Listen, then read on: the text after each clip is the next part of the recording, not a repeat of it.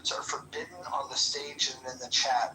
Do you guys forbid any words being spoken? No. That's the free-ish speech, and some of that speech is going to be offensive. That's just the nature of the room. Yeah. Okay. And you think that allowing for that, because again, free speech, specifically when we think of like the First Amendment, is really more of the government not restricting our speech. But when we curate spaces and have freedom of association, and we can set up our own rules, and you guys are permissive about it, and other spaces are less permissive. Do you think that allowing that creates a better environment than a space that doesn't allow the use of things like which do you think fosters a better environment? Better is going to be subjective, and I would say that along with the undesirable words, you get a lot of free-flowing conversations about topics that might have been sort of banned elsewhere. So you sort of have to take the good with the bad. Now, it's not that you can say whatever you want with no repercussion, because people will definitely push back against not only your ideals, but also your use of such words. I myself also push back loudly. The man decided to become his disciple, willing to undergo intense training before heading to prison. Yeah, I think that's going to be important with pigs for us. His day of special training. Identifying the people that think it's, I don't know, a value add to use that kind of language. I've yet to see outside of literature, music, and movies, just art in general, how the N-word has a place that elevates conversation. I've yet to experience that. Not saying it couldn't happen, I'm just saying that I've yet to experience it. I've had about 50 plus trips around the sun. What about don't spam the chat? That's one of our rules. Are you guys allowed to spam the chat? I'm not sure what you mean by spam, but I love our chat engagement. And oftentimes there will be completely separate conversations happening in the chat. And I think it's really empowering for people who don't believe they can sort of keep up on stage. Yep. What about bringing drama from other spaces into your room? Like if people have like a beef from another place, do you guys allow that to like manifest in your space? Preferably not. It's not really that interesting of a conversation to me. Yeah, I agree. What about English only? Are you guys just free to just jump up there? Yeah. Okay. Me, I put in the chat all the time. This is the English only room, America first. I don't care. Awesome. And then we've added a rule 11. This is a recent rule. Some people call it the Brad rule. I don't know why they call it that. Keep families out of your mouth. Too much kindness, people won't fear you. So specifically, we I just go with rule 1. No calling women bitches unless you're homosexual, or 1. Rule 2, no spouses, no kids. Rule 3, no credible threats of violence. Which I find is interesting. It's kind of a tight race for second place. Right now, healthy debates is at 16%, chillism at 14%, politically correct at 12%. So, yeah, I guess everybody finds you have different criteria for defining entertainment, and so it's good that people have different ideas about this, because it would be boring if everybody agreed with each other. And chillism just tied for second, so it's amazing. I have a question around. Are we done, Mojo? I didn't want to. No, this is good. Jump in, please. So yeah, Tally.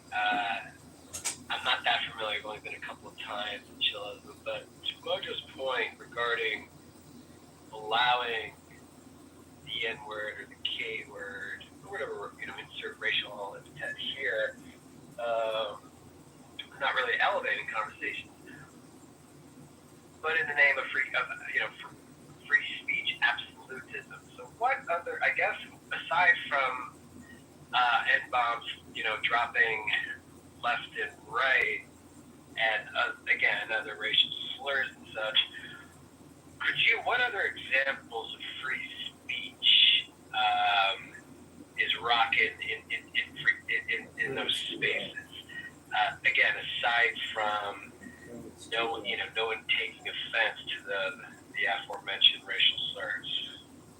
Oh no, I wouldn't ever try to stop someone from being offended, but how you communicate your offense and be better able to explain why it's offensive is a benefit of allowing those words in there to begin with. I would also say that to the deplorables who, freely launch that sort of speech at people of color, I'm like taking some of their power away by engaging with them to begin with is another benefit, and making them look stupid is always so rewarding. So if you can stomach it, it can be rewarding, but I'm not asking anyone to be able to, and you can some of that engagement for people like myself who sort of thrive in curb stomping idiots and racists. Yeah, and I hear it. I can see that. But I was asked before, and I didn't find it way correctly. Aside from the racial slurs, how do you see others in your room being empowered by absolute, I had one viewer in that.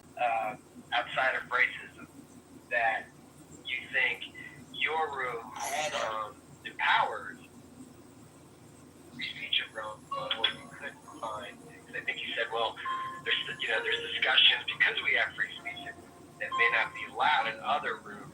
So again, outside of racism, I'm asking what other examples of free speech do you see the moderators empower? So, for instance, a few nights ago was exploring anti-feminism among friends, and I don't need to agree with my friends in order to be friends with them. And it was invigorating. And that's me using my freedom of speech to just explore ideals that might get me launched to the hallway in other rooms that might purport themselves as safe spaces. So please ping the room, ping your friends if you're both, even if they're from different houses, or have a goal of, Mojo, did you tell me you wanted 100 people voting in the poll, or as many as possible, at least 100, to make sure the poll is... The larger the sample size, the better, so... I agree. Yeah, the more the merrier. We don't have control of rigging this vote, unlike our federal elections. So, even though the poll might tally 102 or 105%, that's not us, that's Clubhouse, and we do want as many people voting in this poll as possible. Thank you. Tali, how would you describe yourself politically? Like, what's your, American political views? Or if you were the president of the United States, what would you do for your American people? I would describe myself as right of center, conservative. I try to be measured and analytical. What would I do as president? That's a very, I don't know. Yeah, I don't. I don't know how to answer that. That's a big job. I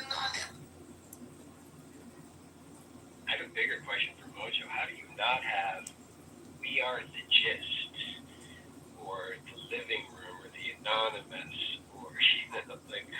I'm always fascinated how, though, there's biblical smoke that is above all, that is rocking 600 to 700 people on the regular. But I popped in to We Are the Gist, and there's 200 to 300 people chilling. conversation flowing. I don't know what the draw is, but they didn't make it. They didn't make it on your on the poll. No, that's fine. I don't know if you've been in some of those rooms. I have. I will peruse the hallway and check out some of these rooms. Biblical Smoke. I mean, look, if somebody wants to create a poll that says, "Hey, what's your opinion on Hotepery?" Please, by all means, go ahead and create a poll. I list these because these rooms tend to end up talking about politics, and so I think that's the through line with all of these is that politics is discussed. Doesn't necessarily mean it's the only thing discussed. In fact, I would argue that some of the best moments in the Muff is when we're not talking about politics. When Abby, who just came in the room, when she's man on the street interview, going into cheesesteak shops and figuring out what kind of meat is used in a Philly cheesesteak. I mean, I think that sort of content is highly underrated on this app because people are limited in what they think that we can do here. And I want to just point out, there's been some new things that have happened. We are now reading on this app, which I didn't think was going to happen. We have reading rooms. We read from John. Can you tell them the book we read in its entirety? Can you tell them about that book, John? Yeah, it's an ancient Chinese philosophy psychology book written 2,300 years ago by Lao Tzu, and it deals with wisdom, intelligence, understanding, comprehension, as opposed to endless heated road rage conversations about nothing. Yeah, and then on top of that, Anson Burlingame, one of the most respected people on this app, he's been creating spaces in a new house, one of the fastest growing houses on this app, called Rational Discussion Group, which is kind of a better alternative to the Critical Thinking Forum. It's at the same time as the Critical Thinking Forum, and the differences are it's more of a heterodox environment where we allow people with differing opinions to kind of share their thoughts, and then chat is left open. We allow people to challenge ideas, so there's a little bit of back and forth for those that have been participating. That's been great, but I would say the biggest achievement that we've seen, maybe the biggest achievement, was the fact that we've read a book together out loud. That was amazing. But how about helping? It's a civics lesson that we have a person running for Congress that has launched their campaign on Clubhouse, and we did a money bomb yesterday, and we raised over $1,000 to help John Kitover to get it on the ballot so he can run for Congress, so he can reduce the spending, reduce the borrowing. So if anybody that thinks that we have a borrowing and spending problem, I would recommend that they look at John Kitover for Congress. John, how many people in the room do you think comprehend that book that you read? The Tao Te Ching? Well, I would just say the fact that we were able to organize and actually, STFU, shut up, and actually read a book together and do it efficiently was a practice in team development and building. It was a great experience. So I don't know how many people comprehend it because I've read it many times, and every time I reread it, I go, oh my gosh, cannot believe how profound it is, and why, because it acts as like a gestalt to a certain extent. You can use it as a tool to reflect on whatever you're thinking about. I don't know, it's an important and intelligent book. It sure is. And as somebody who's acknowledged your intelligence from the moment I've met you on this app, thank you for presenting that information in that book to this crowd. Yeah, and it's interesting is I heard a lot of opposition to the book claiming that the Chinese communists utilized that book as inspiration for their revolution. And I would just say that if you don't agree with some of the phrasings in it, well, then it's a challenge for you to read it. And everybody read it like a pro. It was impressive. Thank you very much. And you're awesome. We have a very close race for second place for most entertaining house on Clubhouse. I hope that people will fully participate in the voting process. I don't want to call people out, but I can see if you voted or not. And so when I'm looking at your profile photo and I see that you haven't voted, I don't want to call you out by name because that would be uncomfortable for some. But man, wouldn't it be cool if more people voted? Yay. Yay, democracy. Let's see, we've got 49 votes. Let's see if that little shaming could get us to 50. Let's see. No, nobody showed up. Nobody responded to that. Dude, you better vote. Joe, you better vote. I'm posting in the Discord and also Kristen, you better vote. Telegram that I have. I don't care about names. Ro, you better vote. Kristen, better vote. I'll just say that's a data point. So how should I vote? Which one entertains you the most? And by the way, you can determine what you view as entertainment.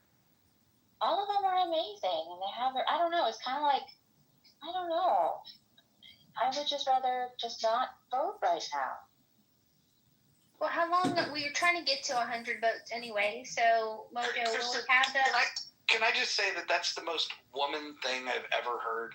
Like the indecisiveness. I mean, you're entitled to it. You don't have to vote, but like anyways, it's what it is. Let me see. No, please elaborate. No, it's like, I don't care. It's like, I don't care what we eat. You want to talk about me? I don't want that. Well, I don't want to. All of them are just they're incredible. I'm not a very competitive person. I apologize. Well, this is more about appreciation than competition. Think of it this way. I know. Well, okay, Kristen, do you have a favorite deli?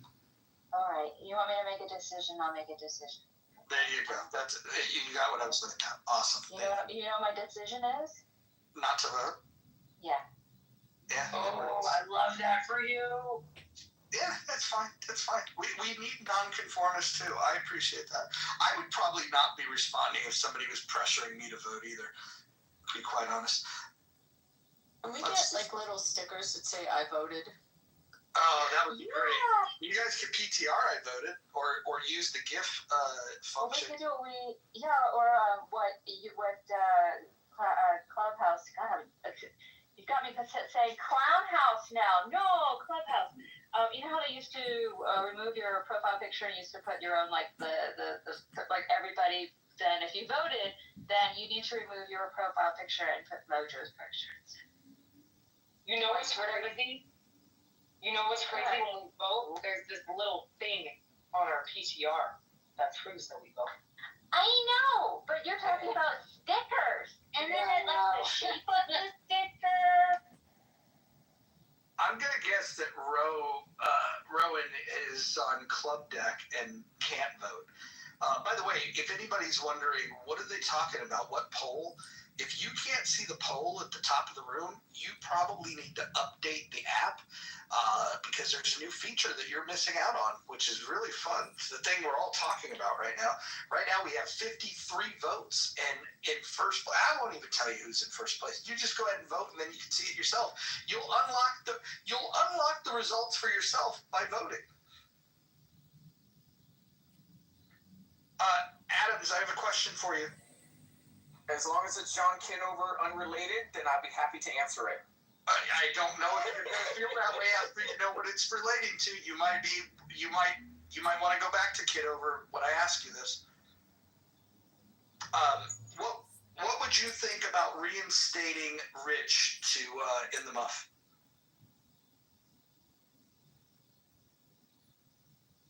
I'm sorry, was that a question?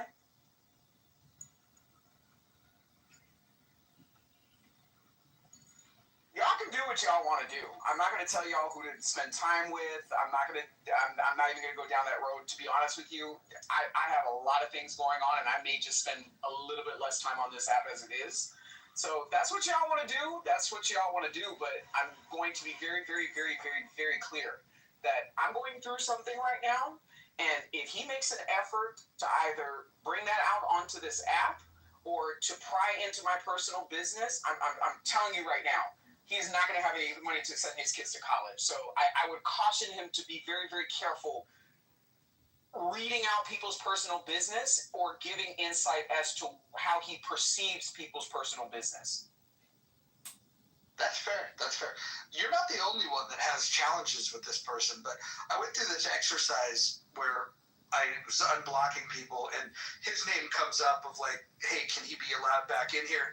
And what I had said was that 3 conditions have to be met. You might not care about these conditions, but I would like for him to issue an apology to you, an apology to another person that happens to be on the stage that I cannot mention the name, and then also agree to follow the rules.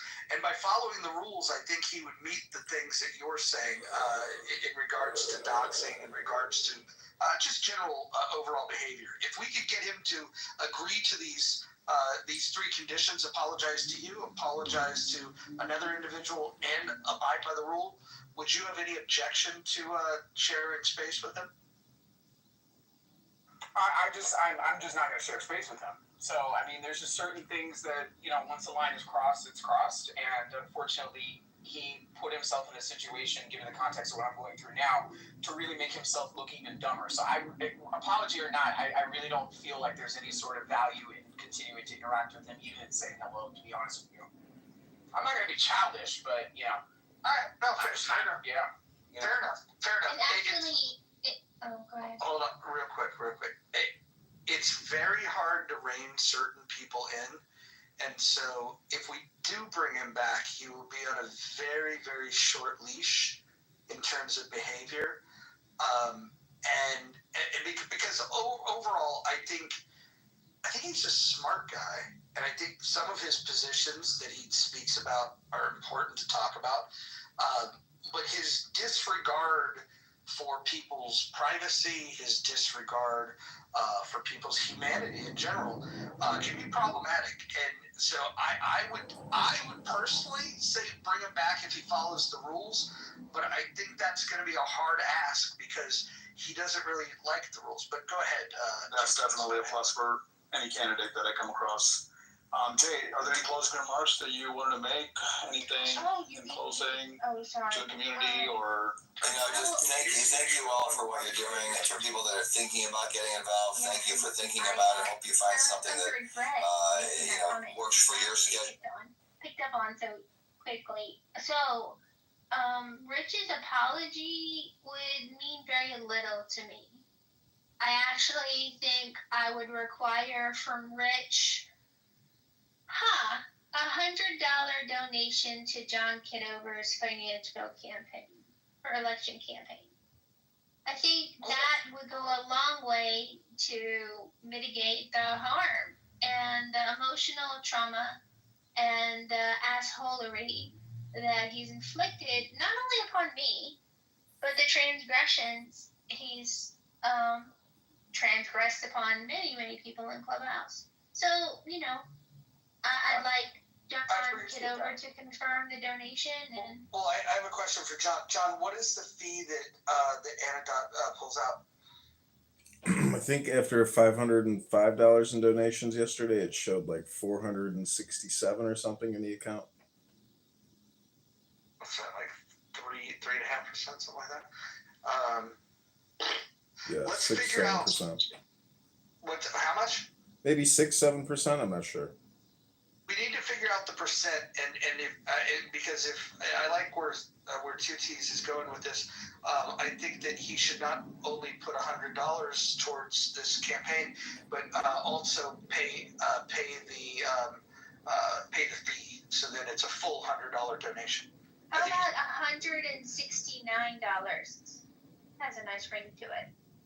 I don't know if he has that much money, but I think that's an interesting thing. But John cannot ask for that.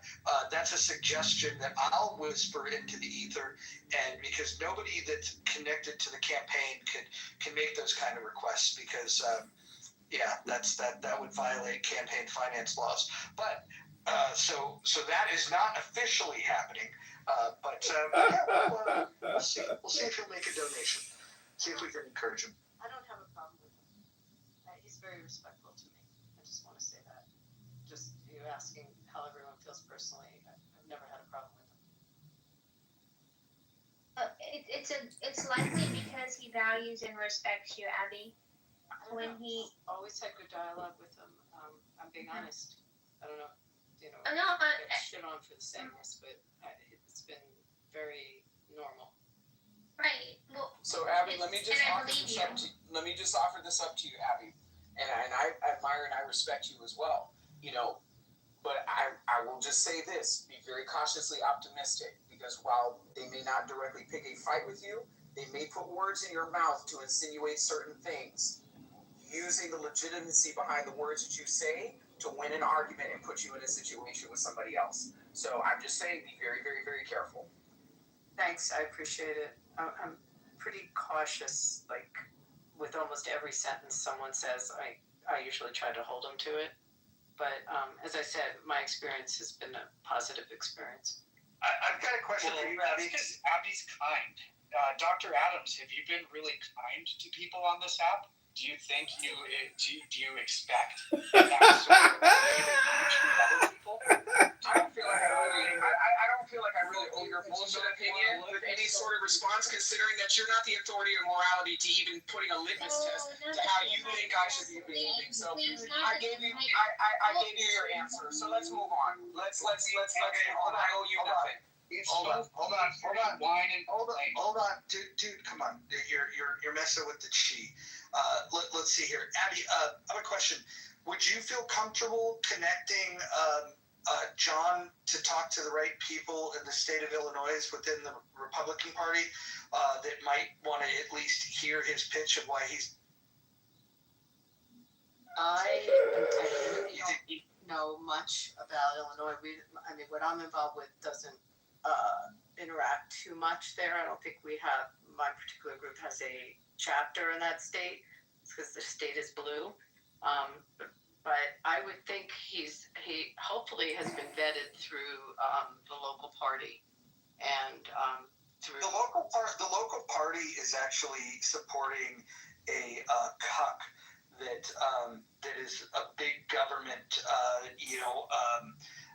inflationary economic interventionist. And so what we're looking for is more of like the Republican Liberty Caucus folks within the state of Illinois. Can you tell me, John, I never asked you this. Can you tell me your district? What's the, is it D? I assume is it D there now? And what's it D? No, it's a Republican congressman. It's yeah. R plus what? Darren LaHood. It's in the 16th district. 16th. And what's it? R plus what? R plus what? I mean, it's the 16th congressional district. No. She's referring to like the likelihood of oh, it's very high. It's very high. It's very high. What is it? Do you know? I don't know. Maybe 85% up there. No. John, do me a favor. What I just asked you, you need to know the answer to that when you get asked that. If you're running in that district. I've seen it. I don't know that R plus number. In the U.S., how we rate congressional districts. John, me and Marshall will have a chat maybe over the weekend, and we'll walk through some of this information that you're going to want to know, especially if you start, publicly speaking on this.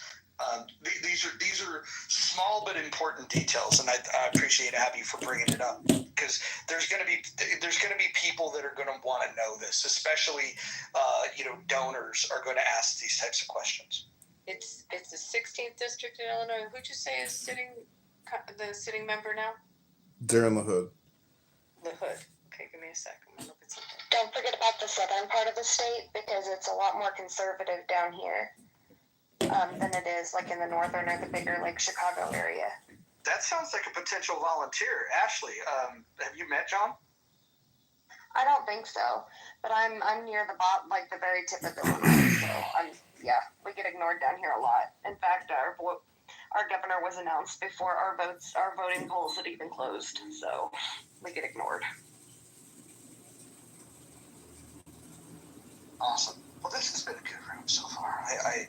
I like that we're carrying on we had the money bomb last night, and the Kitover takeover night 2 is in full effect. Abby, we raised over $1,000 for John last night, and we're now setting our sight on $10,000 in donations. Every dollar goes a long way. He's spreading every dollar in important ways in terms of getting people to knock doors. The goal right now is ballot access. Getting John on the ballot will be a huge test because there are people within the state that don't want to see him on the ballot. Specifically, the party that he is a part of doesn't want to see him on the ballot. And I can tell you that that's going to be the biggest challenge. But every dollar that we raise is going to mean that his opposition is going to want to raise about $20. So we can at least, at very least, make them waste a lot of their money. So I hope we can come together and do this. I think that the message is important enough, and the ask is pretty clear. We're not asking people to do anything that they're uncomfortable with. It's just simply pray, ask the Lord Almighty, whatever deity of choice, just ask the Lord prayerfully. Just ask him, what level of generosity should you have when giving money to the campaign? And the Lord will whisper to you. It's a whisper, so you have to listen carefully. The Lord will whisper to you, either don't give any of your money. Maybe the Lord will say, well, what's the minimum? $1? Okay, what would that hurt? But the Lord may say, this is your calling. You should give big. This is the thing you've been waiting for. All the things that you believe, those are the things that John believes. And if the Lord whispers that into your heart, that's when you should get big.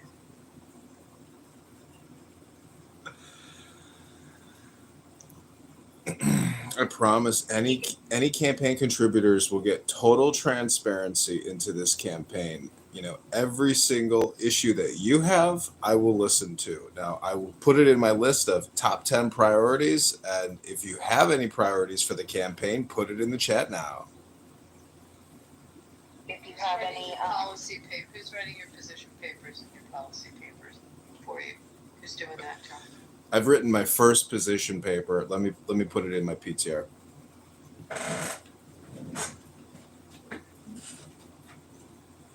If you can make things better for the forgotten part of the state, I know you get a lot of voters down here because, we pretty much get the leftovers, you know, and you don't even see a lot of campaigning down here, like when it comes to like the big elections. Yeah, the biggest towns. Sorry about that. I just want to bring attention to the poll. We're up to 56 votes, and Healthy Debates is pulled back into second place. Chillism has moved down to third, and Politically Correct is remaining in fourth place. It's a tight race for second place. I don't know who's going to win, but we'll find out once we get all of the votes counted. Roger, could you do the Kenneth Copeland and say, God wanted me to have that private jet?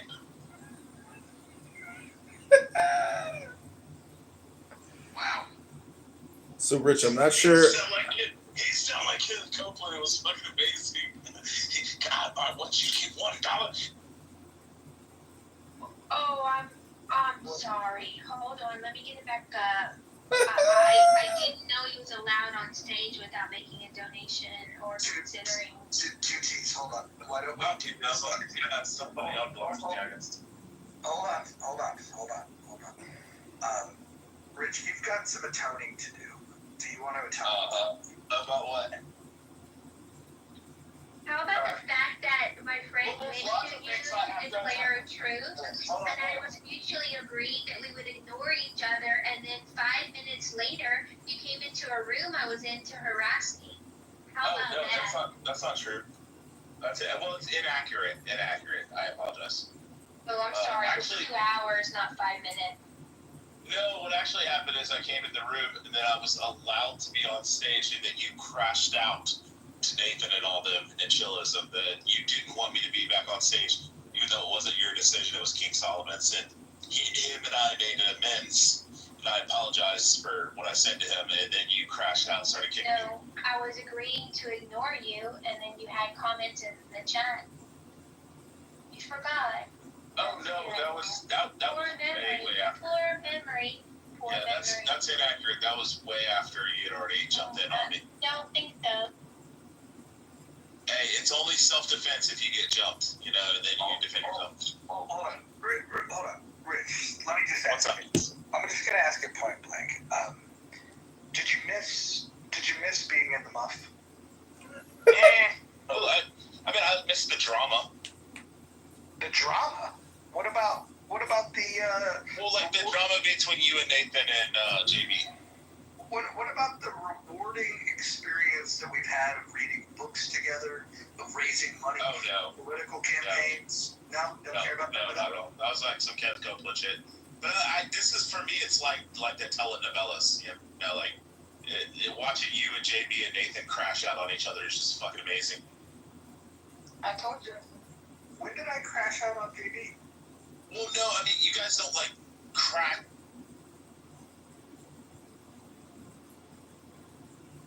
Is his audio coming? I couldn't hear that. It's been a clubhouse glitch today.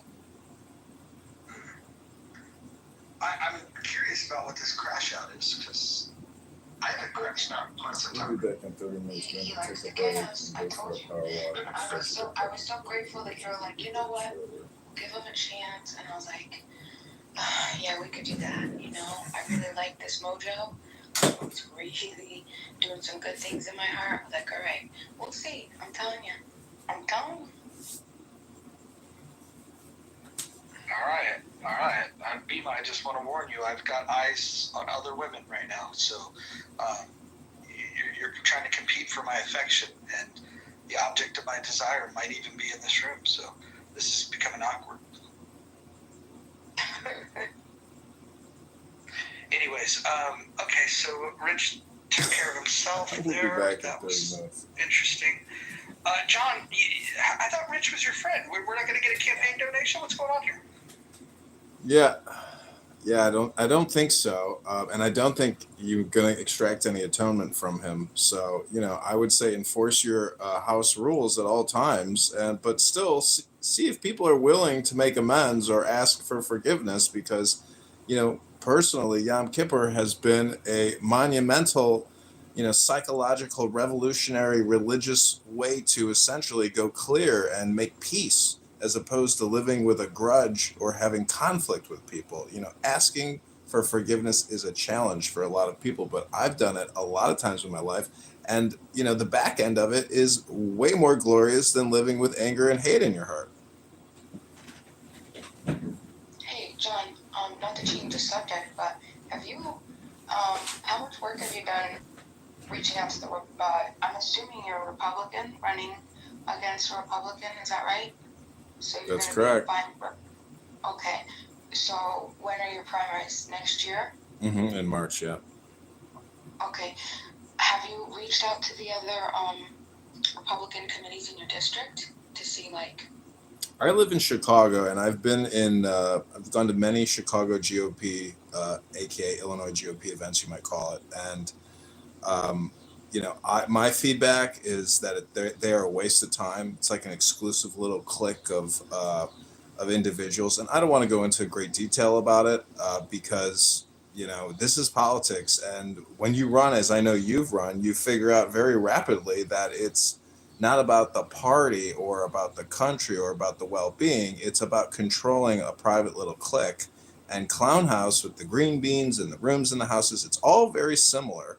And a lot of people, it turns out, they're kind of two-faced, three-faced, four-faced, five-faced. And so, you know, I'm running as a Republican against a Republican who has created over $20 trillion in debt by voting on HRX.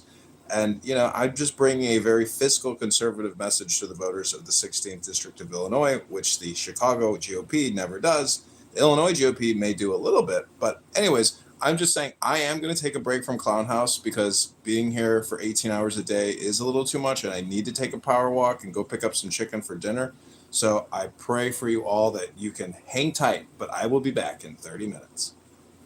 Okay. I just realized who the guy is that he's running against, because he was here in Nevada as a federal prosecutor on the counterterrorism. He's like pretty powerful in Ways and Means. I mean, this is also chair of the Intelligence Subcommittee on China Relations. This is a very serious member of Congress that sits in that seat. So, Abby, D plus 11 seat. I mean, R plus 11, sorry. R plus 11. So Abby, we did the money bomb for John last night. We'll continue doing it. We're going to also do one for Mark Rice. Will you participate in the one that we do for Mark? I know you're familiar with Mark. We didn't endorse him last time. I'm staying out of those, truthfully. Okay. To be honest with you. Fair enough. You have Marshall on the stage. He can talk to you a little bit more about. I want Marshall. I want you to come with me to Chicago. We're gonna go and train the volunteers to knock doors. Can you make yourself available either at the end of this month or beginning of next month for a couple days in Chicago? Probably not. I mean, you'd be busy for the next month and a half. Okay. So let's talk offline. I'll text you and we'll figure out coordination, and maybe there's some things you can help do remotely. But I want to get your thoughts on looking at some of the voter data and putting together a plan, like a block by block plan of making sure we get the signatures to get them on the ballot. I'd appreciate you just an extra set of eyeballs on it. Yeah, you'd be happy to. I learned that potatoes are not like a native species. They were a mix of tomatoes and this other thing called tuberosins. Did you guys know that? What is happening, Bima? What are you? Why are you whispering? I just wanted to share that information. Okay. All right. Look. All right. I'll just mute back up.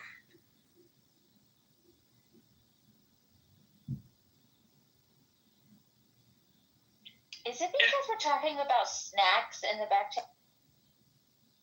Is there anybody that's on the stage that was not here, or even in the audience, anybody that was not here for the money bomb that we did for John yesterday? Anybody? Me? I don't think I was. Oh, okay, cool. So we did a fundraiser yesterday. We raised $1,000, a little over $1,000 total. And I'm just going to throw this out there. You can find on John Kitover's bio the link to his antidote, which will allow you to make campaign contributions. I would just ask, this is my ask, without even asking you to make a donation, I would ask you, the pre-work is to pray about it. I want you to ask the deity of your choice, should you support the campaign? And if so, what number does the Lord whisper to you that you should donate? And then the other ask would be to listen to the Lord. If the Lord says nothing, then give nothing. If the Lord says give a lot, give a lot. That's fair.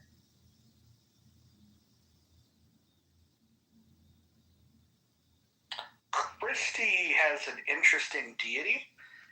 Christy's deity whispered to save her money. Okay, that's a fair position, Christy.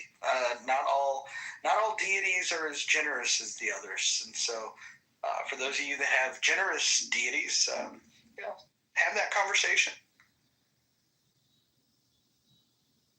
Poseidon says to donate. Odin says you don't have any money, so they're fighting right now. Ashley, you will not buy. It was a joke. It was a joke. Oh, I will. I will get one. I'm looking into one. No, I was gonna say, do you know how easy it's to propagate a begonia? You could pick which one you want in my photo, and all I gotta do is pluck a leaf and stick it in dirt, and then in 90 days I can send you a baby of it for free. You see Okay, but you're gonna have to tell me how to take care of it because I don't want to kill it. Oh, that's easy. Well, Marshall. The best idea is to buy one now so that you can practice on it. So when Bima sends you one of her babies, the chances of survival increase because there's a lot of guilt in killing one of Bima's babies. Oh my gosh, you already know that. I cry. Not okay. That's beautiful begonias. They're stunning, actually. I never appreciated them as. Just think of this as an interlude, Mojo. We'll get back to the. Just a little breather. Plant talk. We do this in the night rooms over in Toulouse. Like that's the part that nobody really gets to appreciate is like when the calmer people, like when all the crash outs are over and the calmer people kind of like come together and we can like talk about hobbies and stuff like that. And when it's chill, or even if it's a chill discussion, So you know, that's when it's fun. So when the discussion about would you rather have sex with a man or a gorilla is over, I hated that whole debate. I was working at that time, but oh my lord, I wished it would just be over with because that's all I heard for the entire 8 hours I was at work. One day, it was just people going back and forth, the man or the gorilla. I hated that debate. I chose the gorilla, by the way. Of course you did. Of course I did. Thank you, Ms. Logan. That shit literally makes me question if I'm in the Matrix or not. Like if this is real life or not. Those types of comments. Yeah, same pockets. I'm like, I gotta be dreaming, dude. Yeah, I'm like, I gotta be dreaming. I'll literally smack myself just to make sure everything's good. Can I just say, for those of you that have not voted in the poll yet, and again, I won't call you out by name, but I can see which ones of you have not voted. I don't know why you haven't, but that's a personal thing. If you don't want to vote, you don't need to vote. We have 63 votes so far, and it is tightening up for second place for which house on Clubhouse is the most entertaining. It is really a tight race right now. I don't know where this thing's going to land, and but I'm going to keep the voting open until we get to at least 100 votes. We're at 64 right now. Just vote. If everybody just does their civic duty and votes, that would be great. The reason I like chillism, not gonna lie, is because it makes me feel more sane. It brings up my confidence in my intelligence and my choices in life and what I think about. So it really inspires me to be like, you know what, I'm on the right track. No, I'm doing pretty well. So it's, you know. I hear you. Like the day that I went in there and listened to two idiots argue for 45 minutes about Hegel, come to find out that neither of them had ever read Hegel, it made me appreciate the fact that even though I don't read quite as much as I used to read, at least I have read. And at least the conversations that I have about certain authors, I can at least say that I've actually read them. I think that that's one of the refreshing things. So if some of you think that you just don't do enough reading, go into chillism and you'll find out that there's people that don't do any reading and they claim to be experts on topics. 45-minute arguments about Hegel, and neither person, that was Concrete and Ike, two of the biggest dum-dums on the entire app, they were arguing about Hegel for 45 minutes. Neither of them had ever read it. And then I thought, okay, well, that's just limited to them. Then there was an individual by the name of Nex. I don't know if you guys know him. He's newer to the app. He came in saying that his favorite part about the app is to tell Christians to call them out on their bullshit. So then when I asked him, oh, so you're familiar with the Christian Bible? Next response was, well, I've never read it. So, but he's going to sort you Christians out on your belief system about a Bible that he's never read. It's fucking amazing. But if you want to hear people argue about things that they've never taken any time to learn about, go to Chillism. Welcome to Clown House. This is the time of night that I would like to introduce my friend Timok. Timok is a major movie star from the 1980s. He's an action star. I would argue the first positive black action star that we've ever had. You can go back to the 70s and find the Jim Browns, the Richard Rowntrees. But if you want positivity, Timok is the guy. He is the Bruce Lee of black actors. And if you have not seen The Last Dragon, I would recommend that you go see it. Timok, do you want to add? Wait, what's his name? Timok, go ahead and tell her. You got a potential fan. Yeah, it's Timok. How you doing? I come here to police the room every once in a while and help Mojo from having a heart attack when he's in his in a certain headspace. Yeah, keeping the love in the room. And I got some good news, Mojo. They're expanding out to another 500-600 theaters, another company. So the film that I did years ago, it's already going to be re-released October 19th by AMC Theaters and Sony Distribution. But Iconic Entertainment, they'll be releasing it in an extra 500 theaters. So it's nationwide. If you want to have fun, you'll know, just go to AMC and you can click a little reminder. And then Iconic Entertainment, yeah. What's the movie called? The Last Dragon. The Last Dragon? Damn. Are you the main character? Yeah, he's Bruce Leroy. Get the fuck out of here. All right, I'm gonna get the fuck out of here. He is. Now, is it real? Yeah, go fucking look it up. Go to Don't talk to me like that, Roger. God damn. I've known you for so long. I feel like, yes, this is Last Dragon. Last Dragon, yes. Alright, I asked you. Yeah, it's a fun movie. If you enjoy Mojo, you'll definitely enjoy The Last Dragon. I love dragons. I like the one from 1985. Yes. I want to see the one you played the detective in, Timok. Well, on my Instagram, you'll see the scene that, I played a really horrible character. It's terrible. People don't like when I play characters. I like those movies, and I want to see that one too. Oh, thank you. Let me know when we're ready to talk about the poll, because I really would like the second placers to justify their rationale for voting for the way they did. That's a good one. This is why I pick the co-mods that I have. I found that in the muff, if you select women, you get the best curated conversation possible. Damn, Tyler, like you a good-looking man. Well, can I get some pictures too, please? I'll have to do my feet. Best I can do. Well, I'll accept that. You start at the feet and work your way up. Exactly. I'm not gonna lie, y'all. I'll admit this to you guys, since God already knows. But during COVID, I used to steal feet pictures off of Google and sell them on OnlyFans. That shit got me by. Wait. You better be careful admitting that. There was that woman during COVID she was selling bath water, and they came to find out that it wasn't actually bath water, and she ended up getting sued. So you better be careful. Oh, this is all hypothetical. Even better. But if you did make money from it, you might want to consider a donation to John Kitover. Absolutely not. That's a hard no. Yeah, I'm gonna pass too, dog. Yeah, I'll pray for it. Prayers are worth more than any dollar. I'll pass his name to my grandparents and all their friends, because they're all more conservative. Thank you, Ashley. I don't even know what the fuck I am politically, but it's okay.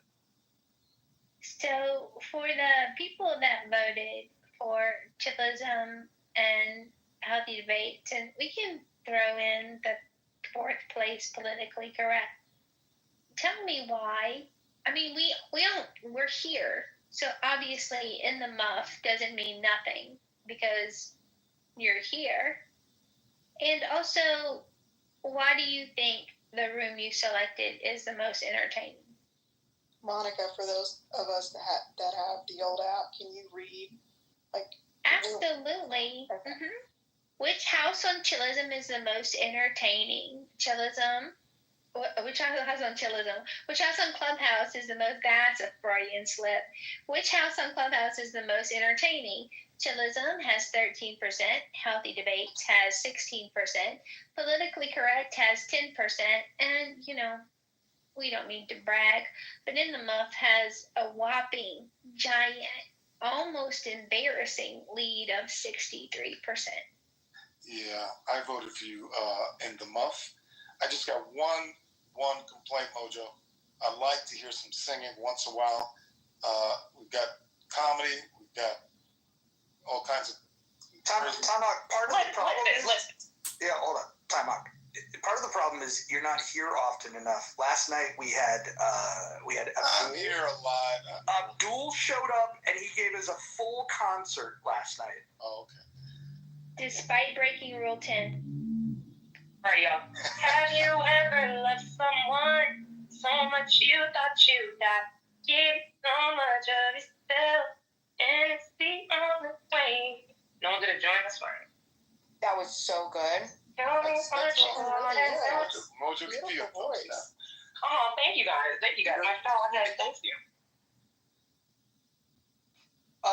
Hey, Pockets. You think you want to come visit the Lady Hawk and sing the national anthem at the kickoff party? Hell no.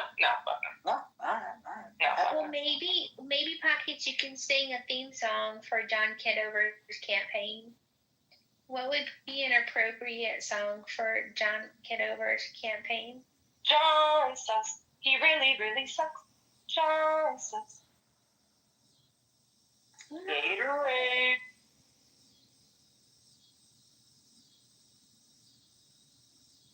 Well, I think.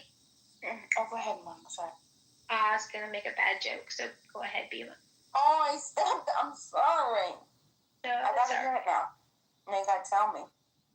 Oh, I don't think it was funny. I think it's bad. So it's probably lucky that you saved me. We love that. I was thinking joy to the world, joy to the fishes in the deep blue sea. Oh, or John's Kitover. Joy to you and me. Right. So I have a question. I'm reading this article right now, and it's talking about sex reversal in birds. The 5 common Australian birds. There was just like this random study, and they were shocked. Kookaburras, rainbow lorikeets, some pigeon things, the magpies. They actually discovered sex reversal. I'm talking like a genetically male bird laying eggs. Now, here's the question, though. Do you think that this has something to do with, because what I'm understanding from the article is that it was due to, how do I say, what was it called? Endocrine? If I'm pronouncing that, something disruptors? How do you say it? When you're finished with the submission, will you please go read the House rules, specifically rule number 3? But go ahead and finish. What is that? Is that not eating and talking? No. Just finish. No, which one is it? No, tell me. Stay on topic. Oh, I didn't think there was one. I thought we were talking about John Kitover for Congress. Oh, I thought we were talking about the poll. Wait, hold on. So, just... Are you sure you want to talk about the poll? So we have to talk about whatever's in the title? The one in the Jumbotron, yes. But Bima, when we do talk about that, I have a comment on it. So we'll save it. About the gender swapping birdies. Yeah. We can talk about it now, real quick. Well, just quickly, I think I shared this, that I sat on the airplane next to a woman that treats birds, and she's a vet tech. So I actually asked her about sex in birds, and she told me now they do DNA, but prior they had to actually do surgery to figure out what the sex was of the bird, because everything comes out of just one place, and everything's up in that one place. So it's like a newer phenomenon when you get a bird to know if you have a female or a male by the DNA testing. But prior to that, they had to do like some kind of cut on your bird to figure it out. So that's the only thing I want to share. That's interesting. Well, also very disappointing because Bima has 2 young turkeys and she's trying to determine the gender of them, make it a little bit harder.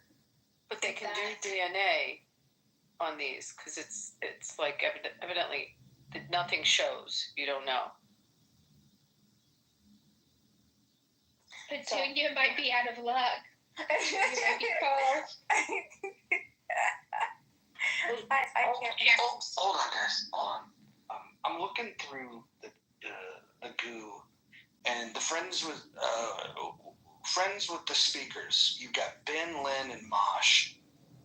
None of them have completed the poll.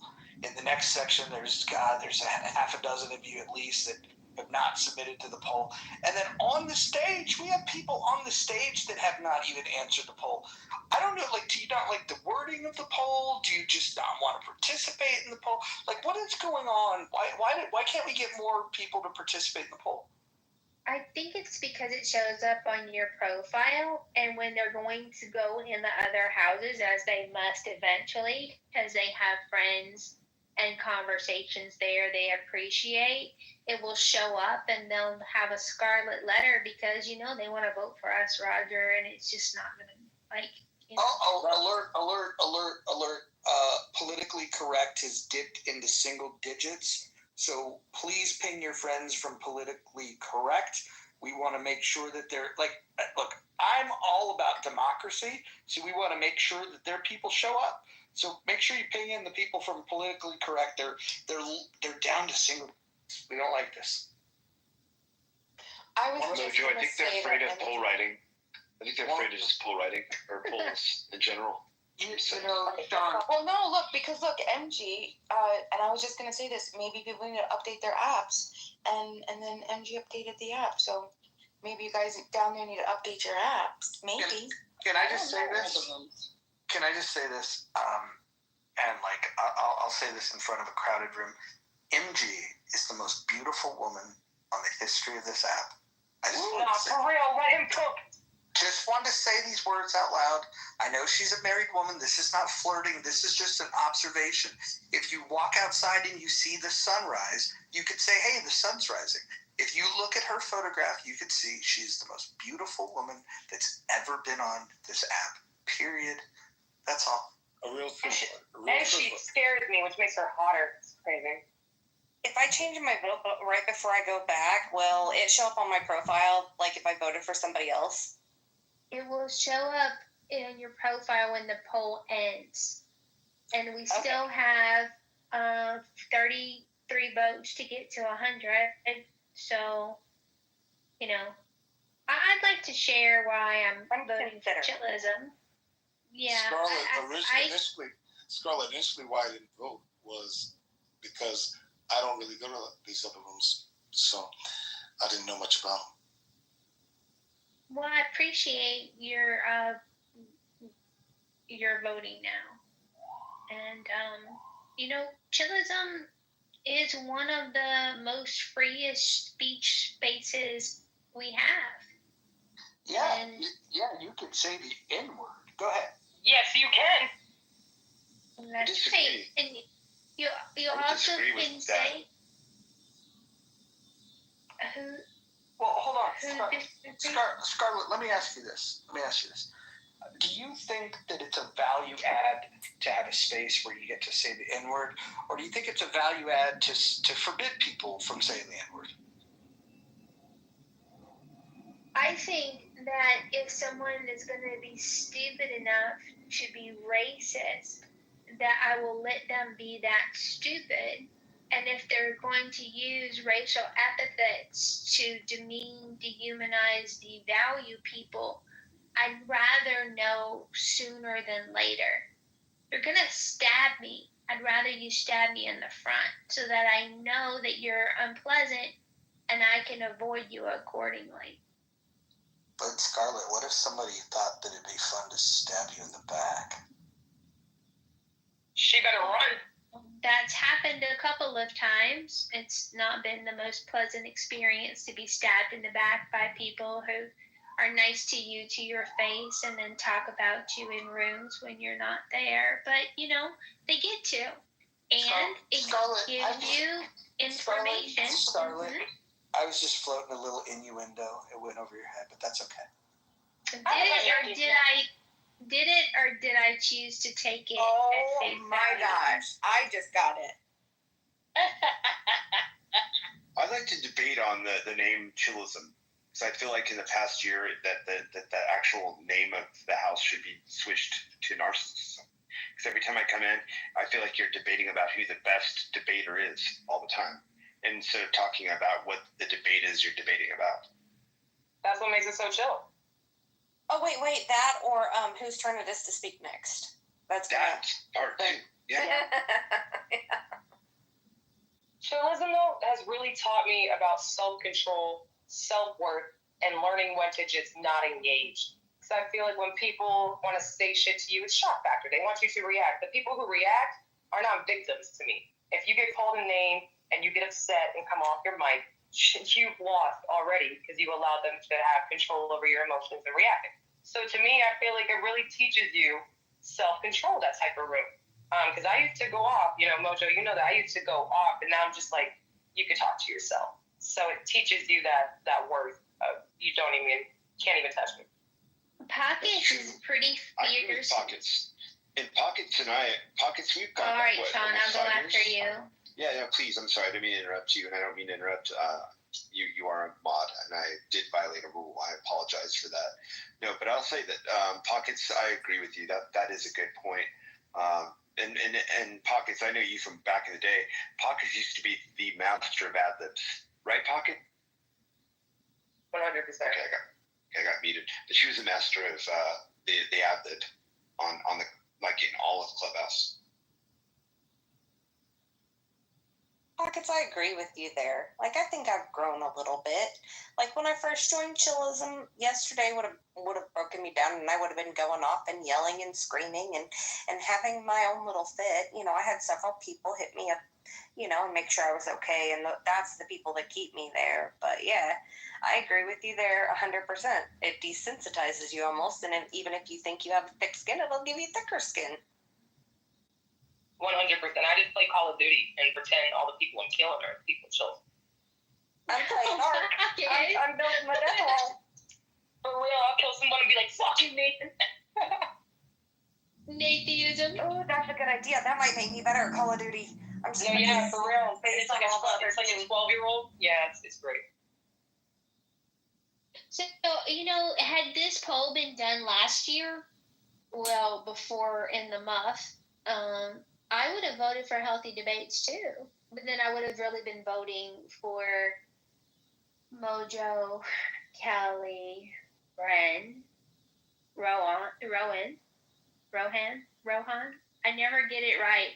Rohan is one of the hardest things for me to say. You're never going to get it right. You know this fucking asshole, and he's my good friend, but I called him Rohan for over a year, and he never corrected me. And then somebody told me, hey, his name is Rowan. And I argued. I said, no, he's my friend. His name is Rohan. So then I asked Rohan, hey, how do I pronounce your name? And he goes, it's Rowan. So this motherfucker let me call him by the wrong name for over a year. So, back in the pinnacle of healthy debates, when it was the place to be on the app, we would have a very different poll, I think. It would definitely be blue all the way, a blue poll. But, yeah, times have changed. Administration, Roger seems to leadership. Roger seems to have a blue poll right now. I always liked the Roger Bren team, by the way. Let me just say, I always thought Roger and Bren were like unstoppable as a team. I had no good experiences in healthy debates. I think I'm a little traumatized by it, to be honest with you. It was one of my first rooms that I found when I came into Clubhouse, and just everything that happened, thank God I was able to find Chillism. But healthy debates, no way. Said nobody ever. Politically correct. Oh, no, and there was a guy named Roger in there, and he wasn't that bad at the time. There was like a very specific time in history that he went a little, it was just crazy. And then there was these other people that were admittedly just constantly rude, and it's not fun because if I'm gonna be stupid, let me just show you that I'm stupid. You don't have to pre-game for me and tell everybody how stupid I am, right? And that's just not fun. When you come into a room and before you even say anything or after you say something, people don't engage with what you said. They just say, oh, you're so stupid. Oh, this person is so stupid. This person's so stupid. And I have a dedicated hater in healthy debates. And it's refreshing. Anyway, point is, healthy debates, no way. Worse, no. Chillism, that was able to take my heart when I was abandoned in the streets alone, sad, and they picked me up, they took me in, and I was able to talk about what I wanted to talk about. Sounds like you're a prisoner. Well, I kind of was, in my own psychological prison. When are you actually writing a book about this? And it's going to be a magic, like it's going to be fucking epic. But then in the muff happened, and I'm gonna say that I am almost conflicted because I'm very loyal to knowledge and chillism. But in the muff, there's this new guy named Mojo, and then this really incredible team of amazing women. And I don't know, I can't seem to get enough. And the movement, the progress. I mean, like it's just safe in the muff, Lima. Do you feel safe in the muff? Do you know? I honestly do. Yeah. I mean, well, the cast. Yeah. No, I definitely do. I do. Yeah. Can we have it in the Look muff? at Rohan coming off of the mute. To us, please. Thank you. Yeah, Rohan. Good to see you. Good to hear your voice. I have a story about Rohan. I don't know if I'm gonna get in trouble saying it or not. I was doing one of my morning rooms, and I had a title. How'd you say his name? You know my titles. I was deliberately saying it wrong. Rohan. You know Rohan. Mojo, how do you pronounce my name? Mojo. Let's try it. Well done. That's my Why did you never tell Mojo you were saying it wrong? It just didn't matter to you? It was just fun. That he said it wrong. No, the fun part was when you find it's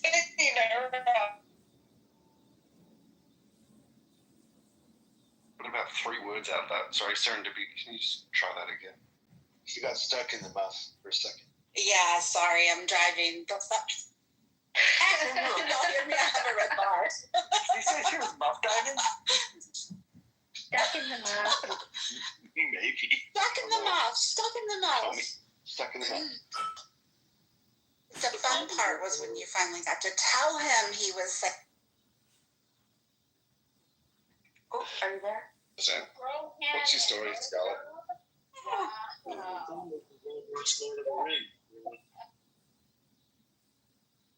Do you know Mojo? There's a similar story.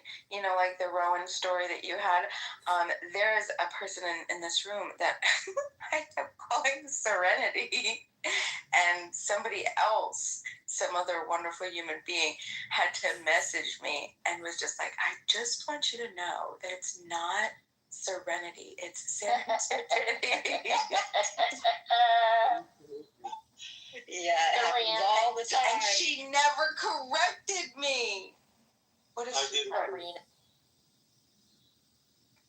gotta do a book on tape, book on CD. Serendip. Oh, okay. What was that, MJ? No, I get called MJ. Oh, do you really? Yes. Jay, that's crazy. What the hell? By the way, if we ask nicely enough, MG has promised No. to sing for us. Yeah. She has? Yeah. I just MG.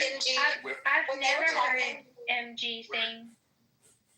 Oh, we're all talking at the same time. I'm sorry. MG, I just wanted you to know when they were talking earlier about how beautiful you were. I just want everybody to know she's just as beautiful on the inside as she is on the outside. Oh, see, that's a sweet comment. See, that's a good friend. That's so sweet. Thank you, love. You're welcome, love.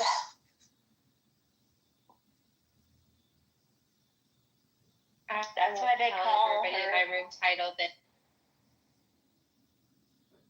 That's why they call her Serenity.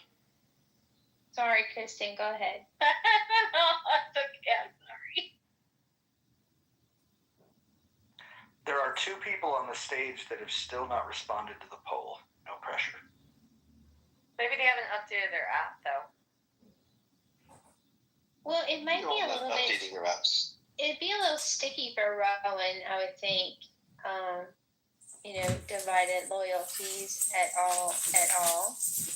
I was just counseled today. It's not about divided loyalties. The question is which house on Clubhouse is the most entertaining?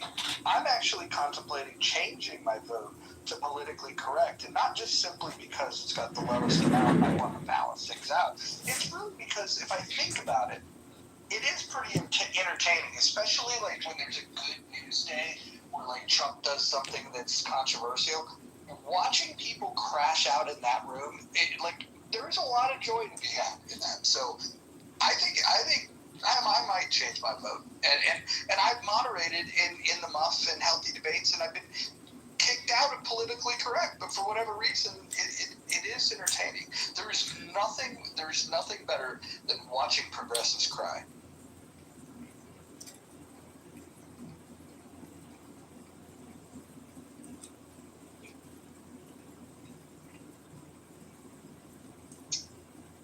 Well, we haven't gotten to 100 votes. We might not make it. I would think that people. What do you mean we might not make it? Listen. When I'm in the Muff, I'm in it for the long haul. I hope so.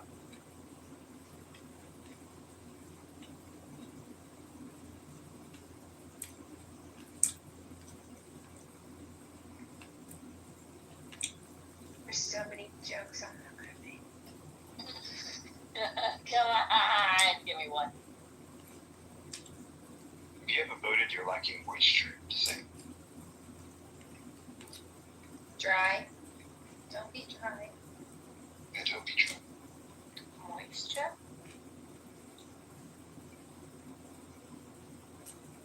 Akima, why did you vote the way that you voted?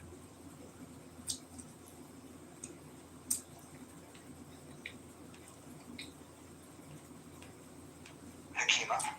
Why I voted? Yeah, I just want to hear an explanation of why you voted the way you voted. They got a very interesting room. I'm not arguing that, but I'm wondering, because I'm considering changing my vote, but give me your take on why you find it so entertaining. They have good conversations. They have a lot of people speaking. They have singing. The first lady is saying, especially when Goku there. Goku had a very entertaining year to his character. He was saying also. So. He's not there anymore, though, is he? That's why I said when he was there. I said when he was there, especially. But either way, I'm gonna back that role. Just because I'm gonna back it. I appreciate you participating in the poll, Hakima, and I appreciated your support yesterday too. That was very kind. You're welcome, man. You're welcome.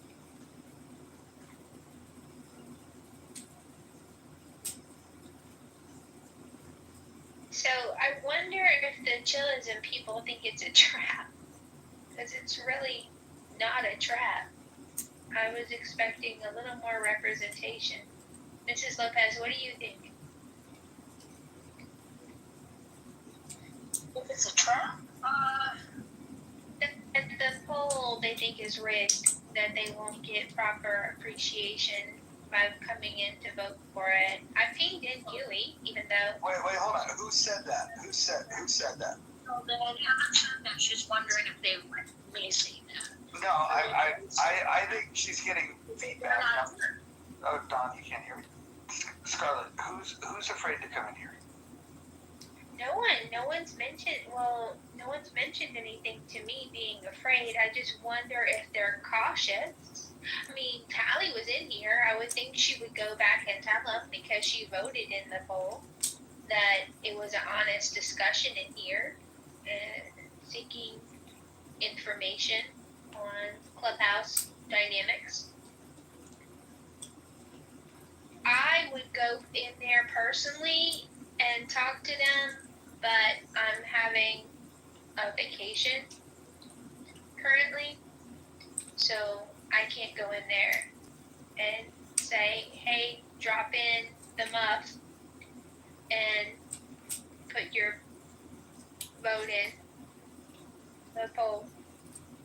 Are they giving you any pushback for your participation in these rooms?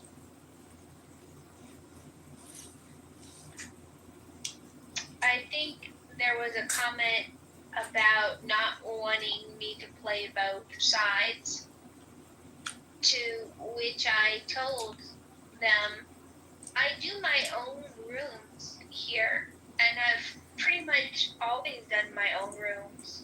Alan will tell you one of the rooms that got clipped when I lost my original count was, what's your favorite dessert, and tell me why it's brownies.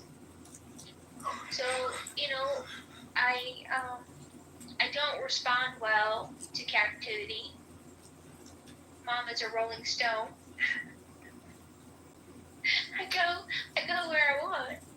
Talk to who I want. Say what I want. Polyamorous. You're polyamorous, right, Scarlett? No, not polyamorous. I am Clubhouse fluid. Okay, you're in an open relationship. I'm Clubhouse fluid. Open Clubhouse relationship. Yeah. But actually, that's not even it. I'm Clubhouse fluid. Like I have my own rooms. I do my own spaces, and some of them are well attended, and some of them are just me. And both rooms I'm happy with. So, you know. And there's always a replay. Oh, it's an inside joke, though. It's an inside joke from all the Black Monica Dixon Tillisms. So. Sometimes you feel like an app, sometimes you don't. Cackles, welcome to the stage. I see you haven't voted yet. No pressure. But we're talking about fun houses. Do you want to tell them about when you had built a bot that would read people's profiles and then make fun of them? Do you remember that? Yeah, I remember that. Is that bot still working? Yeah, it works, but it hasn't been updated. I don't.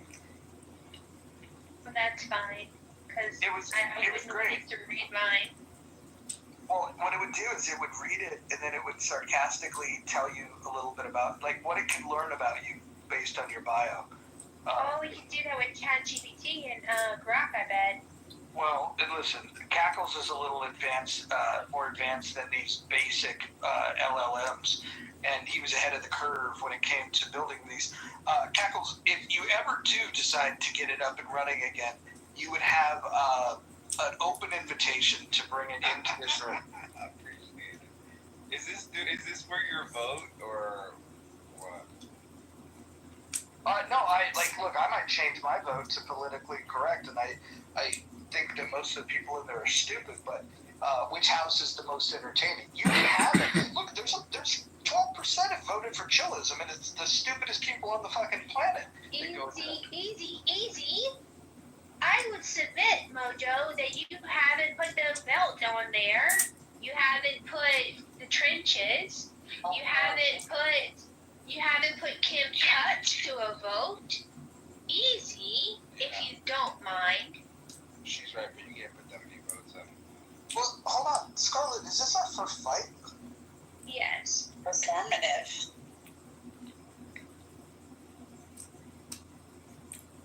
Okay, so I was thinking about it today. How would concrete explain the dilemma that I'm in? And so my idea was, you know, when you're coming from a community that doesn't have a lot of resources, aka you're poor, and then suddenly you move into the suburbs, and you might not have to worry about your bike getting stolen, and maybe you don't have to worry about your car not being where you left it. And there's no need to sleep in the bathtub because you're not getting shot at in the middle of the night. But you still love where you grew up. You had family and friends there. Not everybody was trying to kill you. So, yeah, I'm a little bit defensive about chillism. Are you saying you just moved to the burbs? to like the Jeffersons, moving on up. Yeah, but as you get older, everyone dies. Wow. Sorry about that. Alright, well, Don, I don't know if I meant my analogy to go that far, but what I meant was, like I said, I consider myself loyal, and I don't hate chillism and white belts, and there's people in there that I do miss, and I do know my worth, and if I'm not going to be treated well there, then I just won't go there. But I don't have to hate on it. Do you feel respected and treated well here? Most of the time, probably 90% of the time. Is there anybody in particular that makes you feel safe? Serendipity. Aw, boo. Wow. No respect whatsoever. And when Mojo wanders into foreign territory, who has a mission not so subtle of tearing it, biting at me because I happen to think that there are people on the app that are dangerous, I do appreciate Mojo. Well, I'll just say nothing. Well, I appreciate Mojo and his protection of you. I mean, there's a few really good people in chillism. Like that's kind of that's what keeps me there. Like there are a couple people in the house I do not care for. One of the owners I do not care for, and that person hasn't been known. They do not like me. What's their name? Nathan. But anyway. Oh, Nathan? Nathan hates me. Did you know that Nathan? Slow yesterday. Well, I guess he didn't know I was listening, but went on a whole diatribe about it, right? But there's other people in that room that make it worth it. Ashley, Yeah. let me just say this. So Nathan, when he found out that that Monica was, I won't even finish what I was going to say. Let's just say that Nathan, for whatever reason, got jealous of Monica's proximity to Mojo. It's an inside joke. It's an inside, like, in-house joke. He stole my photo, and flattery is the most sincere. Imitation is the most sincere form of flattery. But I have to tell you, it all came from the fact that he became very insecure when he realized that he was not the alpha. When he realized and he accepted his position as the beta, he stole the photograph. Interesting. But I enjoy knowledge. I enjoy mine and his back and forth. We talk about Universal Studios and Disney because I'm a Disney adult and I'll be the first to admit it. Eric, I really at first Eric kind of rubbed me the wrong way, but the more I got to know him, the more he became one of my favorite people in there. And I know a lot of people hate Lion, but when you learn to look past the exterior, he deep down he's a good guy. How did he end up with Lady if he's not a good guy? Let's be honest. So let me tell you a story about. Let me tell you a story about Eric. Hold on. Let me tell you a story about Eric. So I was in there one day, and somebody. It was on topic.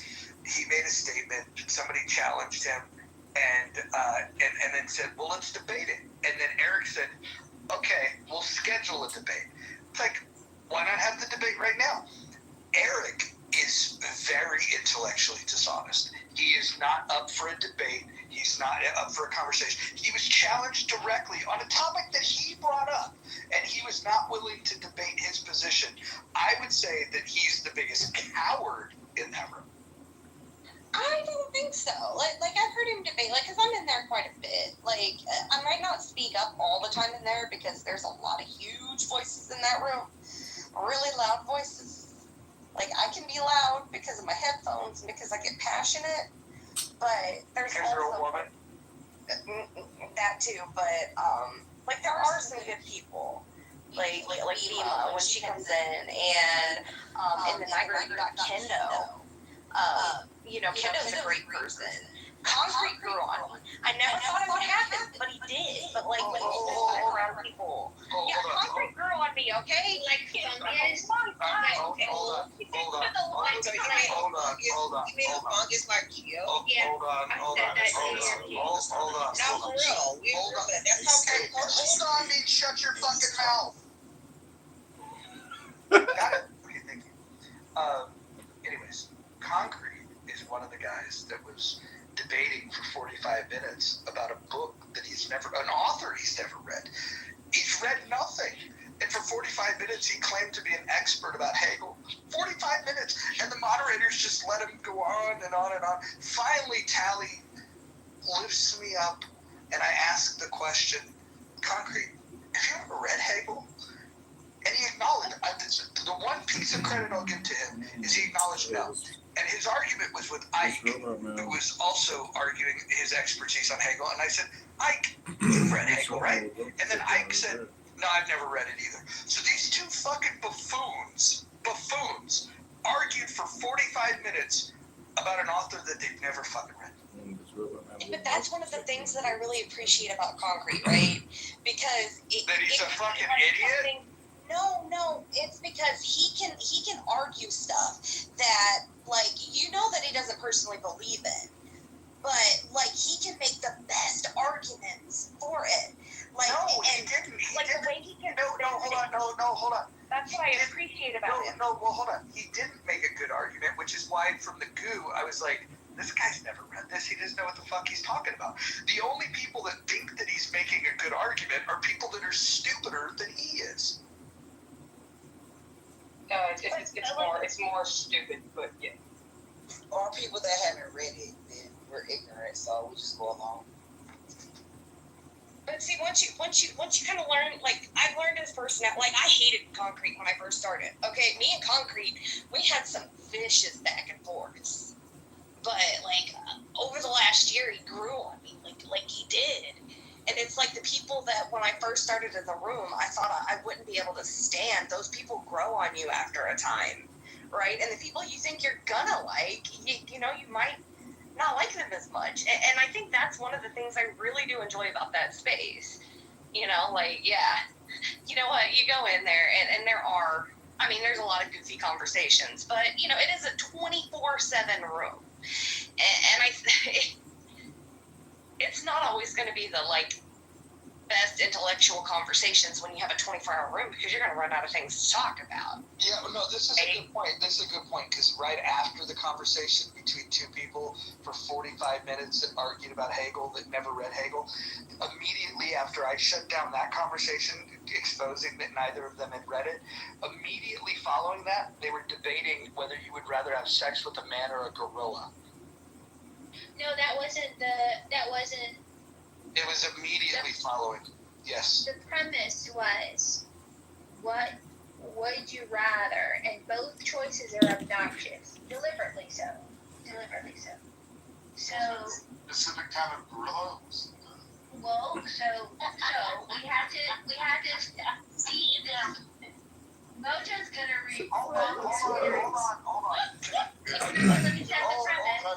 You can't.